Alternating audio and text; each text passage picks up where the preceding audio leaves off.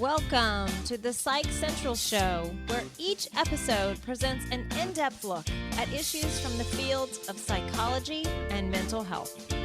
With your host, Gabe Howard, and featuring Vincent M. Wales.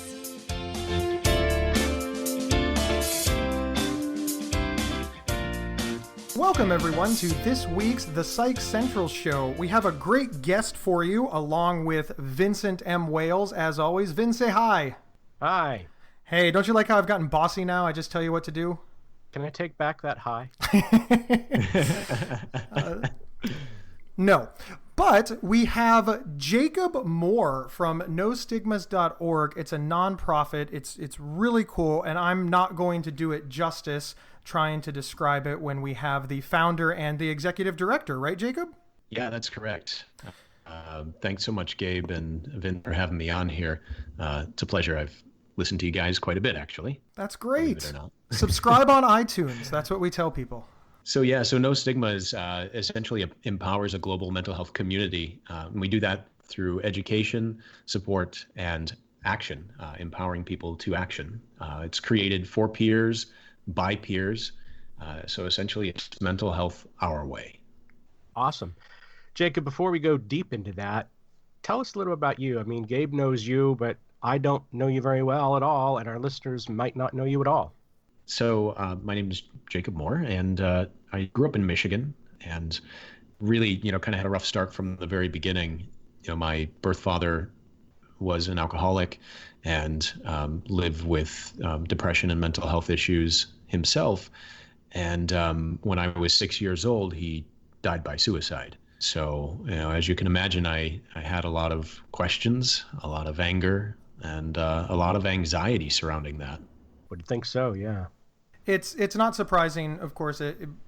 Vin and I have found that many people that are in this movement either know somebody with mental illness or suffer from mental illness themselves, or of course both. I mean, that's how Vin and I both got involved. There's not a lot of people around here that don't have that personal story. So thank you for sharing yours. It lets us know you're one of us, for lack of a better phrase.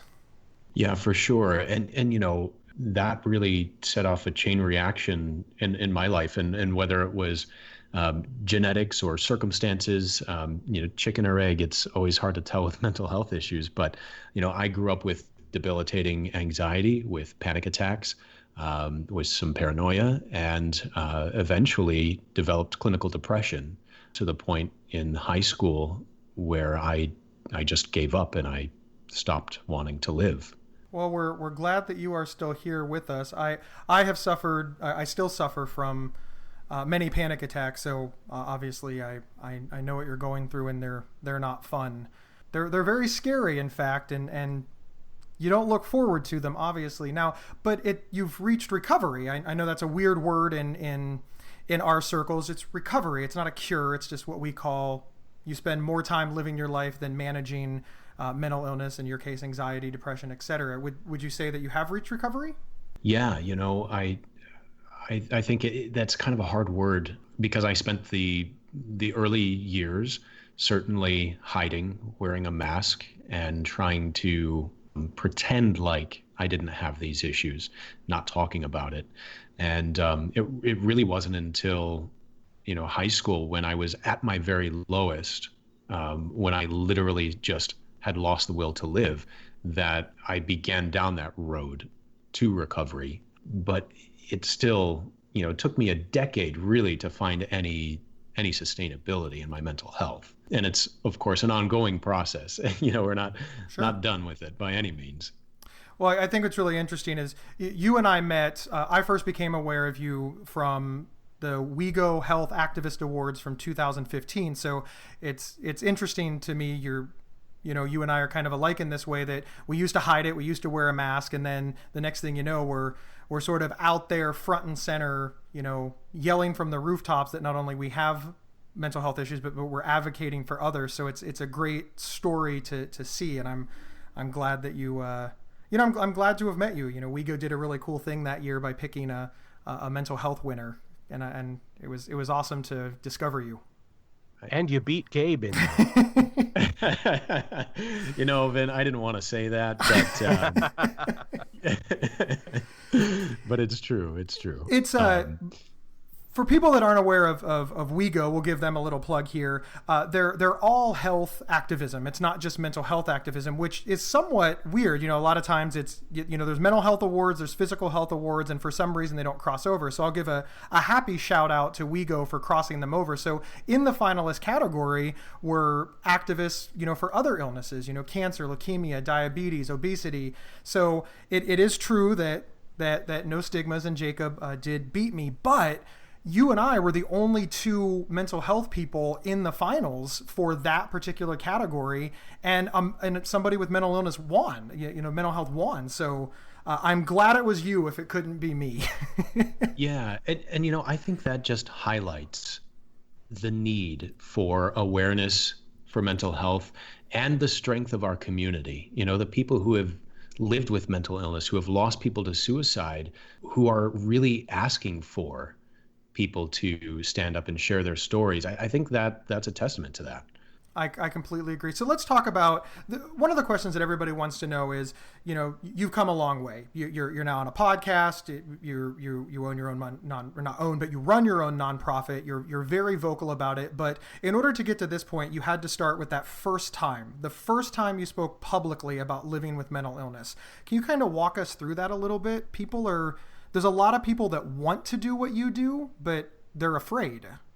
Sure. Yeah. And it was a very long process, because again, I lived with paranoia and I was kind of afraid. I was fearful that I was some sort of human experiment, and that the doctors were doing tests on me.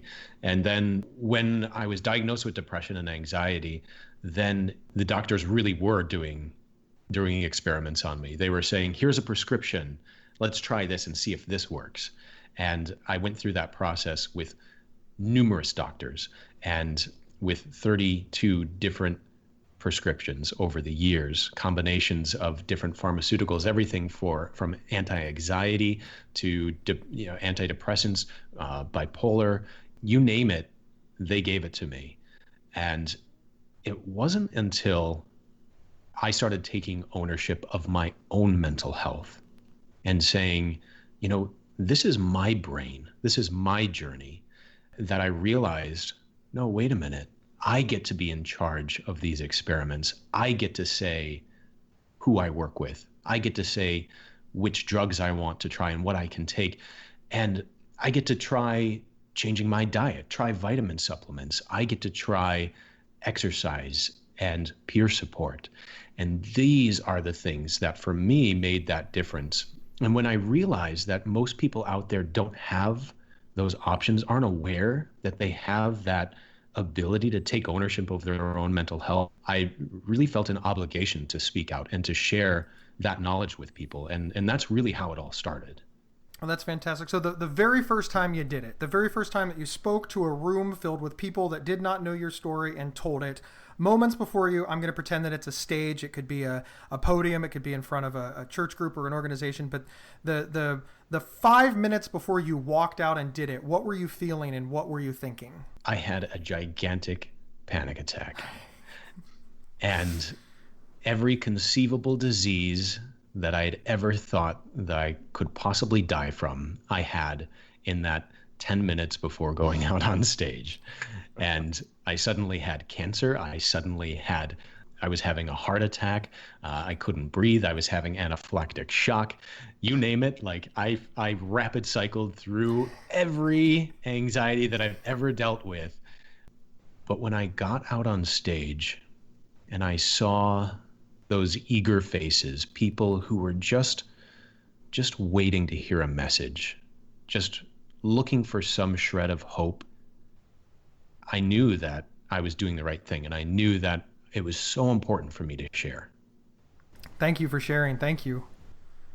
NoStigmas, having looked over your website, you've got quite a number of programs there. Do you have any particular favorites?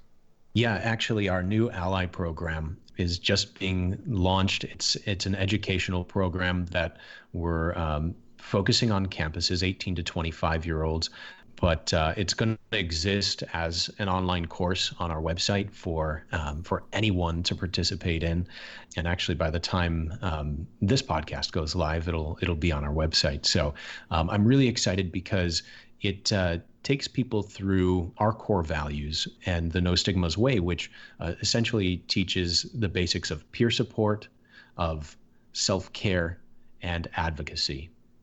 And in following this method, people learn, what I've been talking about, how to advocate and be an ally to themselves, and to talk to a doctor, to speak up for themselves, how to engage in peer support in a healthy way that's not codependent, that's not asking someone to fix you or to carry you, but as an ally of a meeting of equals.